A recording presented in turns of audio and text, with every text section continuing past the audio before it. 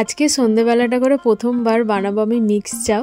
তো প্রথমে এখানে আমি সসগুলো রেডি করে নিচ্ছি, এক জায়গায় সবগুলো ঢেলে tomato sauce, soya sauce, vinegar, chilli sauce সব দিয়ে একেবারে মিক্সড করে একটা জায়গায় আমি বাটিতে রেখে দিলাম সসগুলো। তারপর এখানে চাউমিনটা যে ভিজিয়ে রেখেছিলাম ওইটা প্রথমে সাদা তেল দিয়ে ভালো করে মাখিয়ে নিলাম যাতে না জড়িয়ে যায় একটার উপর একটা।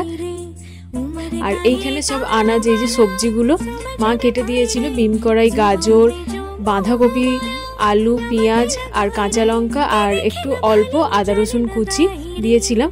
আর ফ্রিজেতে যেহেতু কপিস মাংস ছিল তো মা ওটার কুচি করে দিয়েছিল। আর আজকেই মা এনেছিল চিংড়ি মাছ, তো সেখান দিয়ে আমি কিছু চিংড়ি মাছ নিয়ে করে নিচ্ছি। তো তাই মাকে বললাম যে মা তাহলে মিক্স চাউই হয়ে যাচ্ছে, খালি যা ডিমটাই যা দেয়া হয় না। তো প্রথমে আমি মাংস আর চিংড়ি মাছটা ভেজে নিলাম। আর রান্না করতে করতে এখানে পাপা এনেছিল ডালের পকোড়া। তো আমি কিছুদিন আগেই পাপাকে বলেছিলাম যে আমার ডালের পকোড়া খেতে ইচ্ছে করছে। তো পাপা কাজ থেকে ছুটি হয়ে যখন ঘরে আসছে ডালের পকোড়াটা এনেছিল, রান্না করছিলাম, পাপা বললো খেয়ে নে এখন কারণ গরম আছে। তো আমি কটা খেয়ে আর আমার ভাইয়ের জন্য রেখে দিলাম। আসলে এই প্রেগনেন্সির টাইমে আমি যেটাই খেতে চাইছি না কেন আমাকে সেটাই এনে দেয়া হচ্ছে। তো আমার পাপা যেমন পকোড়া এনে দিল, বলছি মা বলছে সেটাই বলবি তোর যেটা খেতে ইচ্ছা করছে, কারণ এই সময়টা করে তোর যা খেতে ইচ্ছা করছে অল্প হলেও খাবি জিনিসগুলো।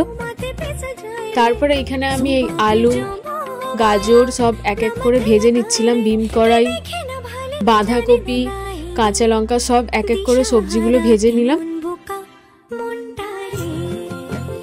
আর এইখানে সব সবজিগুলো ভেজে তারপরে চাউমিনটা দিয়ে আমি কিছু চাউমিনের মশলা দিলাম, তারপরে চিকেন আর চিংড়ি মাছটা দিয়ে দিলাম, নিয়ে এবার সব ভালো করে একসাথে মিক্সড করে নিচ্ছি। তো নাড়তে আমার প্রথমে অসুবিধাই লাগে, কিন্তু এখন করতে করতে প্র্যাকটিস হয়ে গেছে। তো এই দেখো রেডি আমার চাউমিন। আর চারজনে মিলে একসাথে রাত্রিরে এই যে খেতে বসে পড়েছি মিক্স চাউ দিয়ে। মা শসা আর পেঁয়াজ লাস্টে কুচি ওপর দিয়ে ছড়িয়ে দিয়েছিল। প্রথমবার বানিয়েছিলাম, মায়ের খুব ভালো লেগেছিল, পাপারও খুব ভালো লেগেছিল। আর আমার ভাইকে তো দেখতেই পাচ্ছ ও খেতে খেতে কিরকম করছে, ওরও খুব ভালো লেগেছে। মা বলছিল তুই এবারে একটা দোকান দিয়ে দিবি, কারণ সত্যি খুব ভালো নাকি খেতে হয়েছিল।